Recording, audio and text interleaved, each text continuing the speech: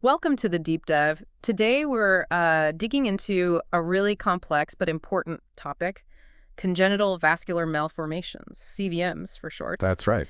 And we're approaching this almost like a focused instruction manual for vascular surgeons, pulling directly from, the core knowledge in Rutherford's vascular surgery and endovascular therapy, specifically chapters 170 to 173. Exactly. We're aiming to distill that essential information from Rutherford's. These CVMs, they present a huge spectrum. And while specialists see the really complex ones, general practitioners, other specialists, they encounter them too. And our understanding has really leaped forward, hasn't it? Especially over, say, the last 50 years or so. Oh, absolutely. It's changed dramatically. And maybe the most critical point right off the bat is making that sharp distinction between CVMs and infantile hemangiomas. Okay, that sounds fundamental. What's the core difference? Well, hemangiomas, they're actually vascular tumors. They usually pop up after birth, can grow really fast for a bit. But then, and this is key, they involute. They shrink and often disappear on their own, usually by the time the child is, maybe 10 or 12. So they're self-limiting. What about CVMs then? CVMs are different. They are malformations present right from birth, even if you can't see them immediately. And critically, they grow with the patient, proportionally. Ah, okay. And they don't go away on their own. They're self-perpetuating. That difference resolves versus persists dictates so much of the approach. I imagine the terminology must have been tricky in the past. You hear different names thrown around. Oh, definitely. That was a major stumbling block. Terms like angiodysplasia were used pretty vaguely. And you'd even see things like capillary hemangioma or cavernous hemangioma being incorrectly applied to what we now clearly define as, say, venous malformations. So lots of confusion. Yeah, really complicated diagnosis and consequently treatment. Which I suppose leads us to the Hamburg classification. Is that the system that brought some order to this? Precisely. The Hamburg classification was a huge step forward. It's based on the main vessel type involved, so arterial, venous, arteriovenous, lymphatic, or combined forms. Capillary malformations were integrated later. Its real power, though, is that it's rooted in embryology and how these things actually develop. So it reflects the underlying biology. Exactly, and that makes it incredibly practical. It's used worldwide and really helps guide treatment because knowing the vessel type points you towards, say, sclerotherapy versus embolization versus surgery. That makes sense. A system grounded in the cause rather than just appearance. What about how common these are? The incidence. Yeah, the numbers have varied a bit historically, again, because of that inconsistent terminology and diagnostic criteria. Sure. But the general consensus now, based on larger studies, puts the overall incidence somewhere around 1%, maybe 1.2%.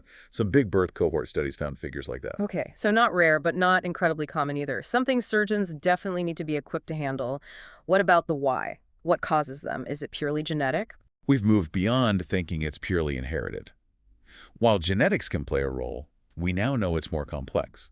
Chromosomal issues can be involved, exposure to certain chemicals, infections like rubella during pregnancy. Especially early pregnancy. Yes, at that first trimester seems critical. Also, certain drugs, even maternal health conditions, it's often an interplay of factors during that crucial developmental window. Okay, a multifactorial picture. Now, Rutherford's makes a point of distinguishing between extra-truncular and truncular lesions. Can you unpack that a bit? It sounds important for management. It's absolutely crucial. It relates back to when in embryonic development, the disruption happens. Extra-truncular CVMs arise from a very early glitch, when the vascular system is still like a primitive net. Sure. These lesions often keep some characteristics of those early cells, making them more, infiltrative. They can spread within tissues and have a higher tendency to recur, if not completely dealt with. Think of them as potentially more invasive. Right, like spreading roots Yeah. and truncular. Truncular lesions happen later, during the formation of the main vascular trunks, the major arteries and veins. They don't usually have that same infiltrative potential. I see. Their impact is more about hemodynamics, blood flow. They might cause an obstruction, like a vein segment that never formed properly, hypoplasia, or a dilation, like an aneurysm. Yeah. It's more of a structural issue with a major vessel. Okay, extra-truncular versus truncular, a key concept. So, for the surgeons listening, let's shift to diagnosis. What are the general starting principles? Well, it often starts with clinical suspicion. Maybe a child presents with some unusual swelling, a birthmark that looks different, some kind of disfigurement. Noticed in early childhood, usually. Often, yes. A really careful history and a thorough physical exam are paramount. You have to remember these lesions vary hugely. Location, size, single versus multiple, how they change with stimuli. And some might be hidden. Exactly. There can be deeper components, so a full workup is usually needed. And just a note of caution. For kids under 2, you really want to avoid invasive diagnostic procedures unless it's absolutely necessary, like a limb or life threat or vital functions are compromised. That's a really important point, balancing risk and benefit in the very young. Okay, let's talk about that physical exam. What specific things are you looking for? You need good lighting first off. Complete inspection and palpation of all skin surfaces, including genitalia. Mm. Are we seeing one lesion or multiple? Multiple might suggest a combined malformation, like venous and lymphatic together. Then, auscultation listening with a stethoscope for a bruit, that whooshing sound. And palpation feeling for a thrill, like a vibration. Or assessing the pulse character. Those strongly suggest an arteriovenous malformation, an AVM. Okay. Examining the patient standing versus lying down is also helpful, seeing how gravity affects things, especially venous components. You need to assess skin, soft tissue, and bone involvement. What about in the limb? For extremity CVMs, the limb elevation test is useful. If you raise the limb, do venous lakes or dilated veins empty out significantly? That points towards a venous malformation. Makes sense. And you're also looking for complications, acute things like thrombosis or chronic issues like signs of venous insufficiency in VMs. For AVMs, you need to assess the hemodynamic impact. How is it affecting flow distally, proximally, even centrally? Is there strain on the heart? And always consider lymphatic involvement too. A very thorough hands-on assessment. What about imaging? What's the role there, and what are the go-to modalities? Imaging is absolutely key. It confirms the suspicion, helps define the type of CVM crucially. Is it extra-truncular or truncular? And rules out other possibilities. Often, non-invasive or minimally invasive studies get you the answer. Like what? What's the first line? Duplex ultrasound is usually the starting point. It's accessible, no radiation.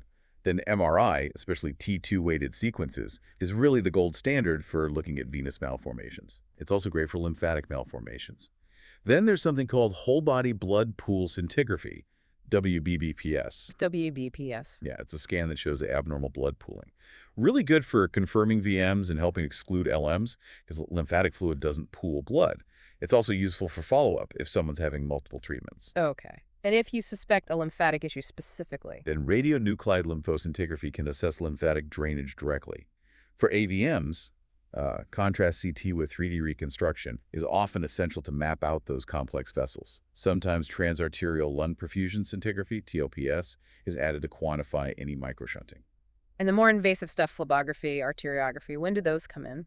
Generally, those are reserved for therapeutic planning, especially for complex or aggressive AVMs, or sometimes if the diagnosis is still really unclear after the non-invasive imaging. Direct puncture lymphangiography is used less often now, mostly for certain extra-truncular LMs. So a tiered approach, starting simple. Beyond the lesion itself, how do you assess if it's affecting other body systems, like bone growth or clotting? Good question. If you suspect a limb length discrepancy, what we call congenital vascular bone syndrome or CVBS, then simple X-rays or a bone scanogram are needed to measure the bones accurately. Okay. Coagulation studies aren't routine for all CVMs, but you definitely check them for extensive extra-truncular VMs, especially if there are large draining veins like marginal veins or if you suspect thrombosis. An elevated D-dimer can point to localized clotting within the VM. And you need to differentiate that from Kasabach-Merritt syndrome. Exactly. Kasabach-Merritt is a consumptive coagulopathy seen with certain vascular tumors, like caposiform hemangioendothelioma, not typically with CVMs themselves, different mechanism. Got it. So let's circle back to differential diagnosis. We talked about CVM versus hemangioma being step one. What else needs ruling out or confirming? Right. Nailing that CVM versus hemangioma difference is primary. History, physical exam, and non-invasive imaging like duplex and MRI usually sort that out. Biopsy is rarely needed. And please, let's stop calling VMs cavernous hemangiomas. Okay, point taken. Use the right terms. Once you know it's a CVM, how do you differentiate the subtypes? VM, LM, AVM, mixed? That's the next crucial step because treatment varies hugely. VMs are most common. You need to be alert for mixed lesions too. AVMs can be aggressive, so identifying even subtle occult ones is important. That's where TLPS, CT angio, or formal arteriography might come in, looking for that microshunting. And distinguishing LMs from VMs, can that be tricky? It can be, especially on MRI without contrast sometimes. WBBPS helps. As we said, VMs pool blood, LMs don't. Combining T2, MRI, and WBBPS is often very accurate, especially for combined VM-LM lesions. And if still unsure? You could potentially do a percutaneous aspiration, stick a needle in, analyze the fluid. Lymphatic fluid looks different from blood, obviously. Direct puncture lymphangiography is another, though less common, option. Okay, a comprehensive diagnostic pathway. Let's pivot to treatment. What are the big picture principles guiding management today, especially considering how things have evolved? Well, like we touched on, the history saw swings. Overly aggressive surgery often led to poor outcomes, high morbidity, recurrence. Right. Then maybe the pendulum swung too far the other way, limiting surgery's role. Now, with a much better grasp of the pathophysiology, the embryology, that extra-truncular difference, the approach is much more nuanced and multidisciplinary. So teamwork is key. Absolutely. Vascular surgeons, interventional radiologists, dermatologists, plastic surgeons, others depending on the case. The core idea now is tailoring the treatment. How so? For lesions that are well localized, accessible, surgically accessible, complete excision might be the goal, sometimes combined with pre-op embolization or sclerotherapy. Okay. But for more diffuse, widespread, or difficult to reach lesions surgically inaccessible, endovascular treatments like embolosclerotherapy become the primary modality. And truncular lesions, like those vein aneurysms or hypoplastic segments? Symptomatic truncular VMs often need surgical reconstruction, maybe bypass or repair, or sometimes ablation. Endovascular techniques might be used adjunctively, but cautiously there. You mentioned the lateral embryonic or marginal vein earlier. Why is that one singled out? The marginal vein. It's often seen in syndromes like Klippel-Trenaunay and can be a major source of problems. Resecting it might be needed to deal with hemodynamic issues like venous hypertension, risk of clots, but also because it can worsen associated lymphatic problems leading to phlebital lymphedema. So it affects both venous and lymphatic drainage. It can. And there's also evidence it can drive abnormal bone growth in some cases. So early control might be considered. But, and this is a big, but you absolutely must confirm the deep venous system is patent and adequate before you even think about removing a marginal vein. Critical safety check. What about extra-truncular CVMs generally? Do they all need treatment? No, definitely not. That's a key principle. Not every lesion needs intervention. There's no routine treatment. It has to be individualized by that multidisciplinary team after the full workup. So what are the triggers for treatment then? Indications include things like progressive, problematic growth, significant pain, complications of venous hypertension like skin breakdown or bleeding, if it's threatening life or a vital function due to location, severe functional impairment, major cosmetic deformity, causing vascular bone syndrome, being in a high-risk area for complications like joints, persistent lymphatic leakage or infections, recurrent sepsis. That's quite a list. It is. And even then, you weigh the risks versus benefits. For many VMs without those major red flags, less risky options like foam or liquid sclerotherapy might be first-lined. Aggressive early treatment is usually reserved for those really threatening situations or severe CVBS. And for kids with common VMs without bone issues. Often you can monitor them.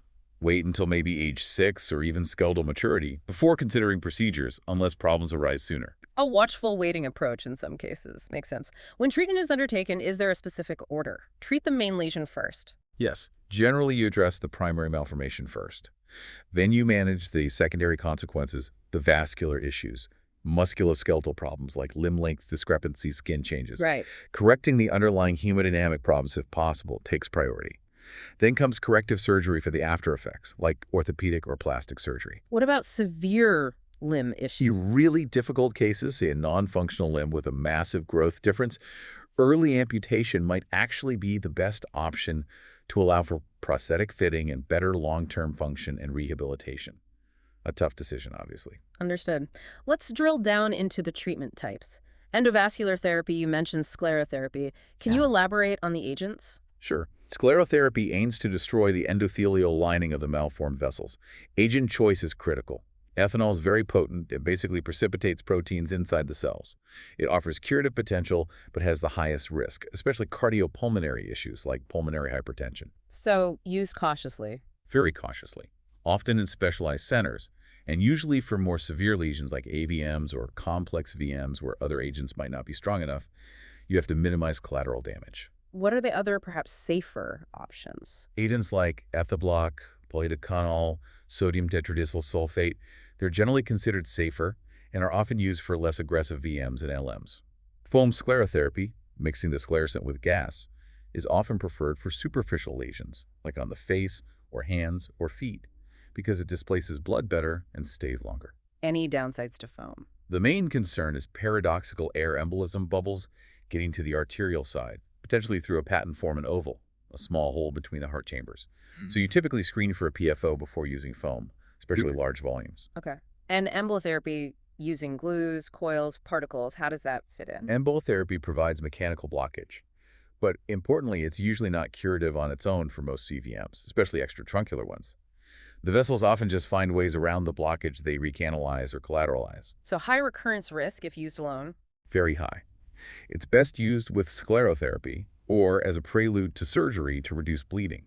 Coils, for instance, are great for slowing down flow in big, high-flow AVMs, making subsequent sclerotherapy or surgical removal safer and more effective. Got it. Combination therapy is often key. What about surgery as the main event? When is resection the primary goal?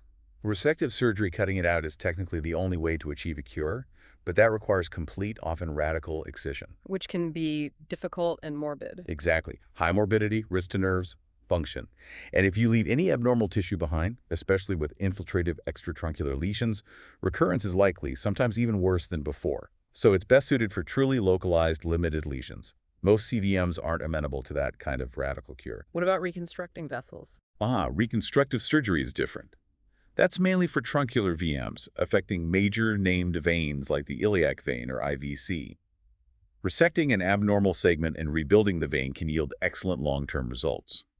Similarly, venous aneurysms in major veins like the popliteal are often resected and bypassed or repaired due to the high risk of PE. Makes sense. Let's revisit congenital vascular bone syndrome, CVBS, treatment principles there. Right, the abnormal bone growth linked to CVMs. It can be overgrowth, hypertrophy, or undergrowth hypotrophy. We know the marginal vein often causes hypertrophy with VMs. AVMs are also a big driver. It's complex, involves blood flow, but also growth factors. So diagnosis involves imaging the bones and the lesion. Yes, X-rays, scanograms for length, plus duplex, MRI-CT to see the CVM's relation to the bone. The key treatment principle is control the CVM early, ideally before the growth plates close, typically around 16 to 18. To allow for potential spontaneous correction? Exactly. If you can normalize the stimulus driving the abnormal growth early enough, the limb length discrepancy might correct itself, at least partially. Orthopedic procedures like stapling the growth plate, epiphysiodesis, can be done later, but outcomes are less predictable. And operating on the healthy leg doing growth is generally discouraged. Okay, early CVM control is key for CBBS. What about the coagulopathy risk with extratruncular VMs? Yes, that localized intravascular coagulopathy, LIC. Stagnant flow leads to clot formation within the VM. Thrombin gets generated, fibrin forms, then it breaks down, elevating D-dimers. And those clots can become phleboliths. Correct. Little calcified stones within the VM, sometimes palpable or seen on X-ray. This LIC isn't usually systemic, but it can increase the risk of DVT or PE, and rarely triggers like surgery, sclerotherapy, or even pregnancy can tip it into DIC. So does it warrant anticoagulation? It's a consideration, especially with large, extensive VMs, those involving marginal veins or if phleboliths are present. The decision needs careful thought, weighing bleeding risk versus clotting risk. Okay. And briefly, the syndromic CVMs like Klippel-Trenet and Parks-Weber, any specific surgical pointers? They are complex. KTS, the triadic capillary stain, low-flow VMLM, and overgrowth often involves that marginal vein. Management is mostly conservative. Compression, sclerotherapy for the VMLM components. Surgery, like stripping varicose clusters, is tricky because many KTS patients have underlying deep vein abnormalities, like absent or small veins. So surgery could make things worse. Potentially, yes, if the deep system isn't adequate. Parks-Weber is defined by the AV fistula causing overgrowth. Conservative management is also preferred there, as interventions can sometimes worsen the shunting. Highly selective embolization might be tried for very problematic shunts, but it's challenging. Right. Tailored approaches are essential. This has been incredibly detailed, really following the Rutherford's roadmap. To wrap up, what are the absolute key take-home messages for surgeons managing CVMs? I'd say, number one, accurate classification is non-negotiable. Get the diagnosis right, CVM versus tumor, then the CVM subtype. Number two, it must be a multidisciplinary team effort. No single specialty owns this. Okay. Number three, treatment has to be completely individualized. Understand the low flow versus high flow distinction. Sclerotherapy surgery, often for low flow, embolization plus minus surgery for high flow. And finally, always factor in those special issues like CVBS and coagulopathy. And a final thought perhaps for our listeners looking ahead. Well, the field is moving fast. We're learning so much more about the molecular and genetic basis of these malformations. That holds real promise for developing, even more targeted, maybe even drug-based therapies in the future. It's a space to watch. A fascinating and evolving field indeed. Thank you so much for sharing that expertise, really bringing those Rutherford's chapters to life as a practical guide. And thank you for joining us on this deep dive. We hope it's been a valuable exploration. Until next time.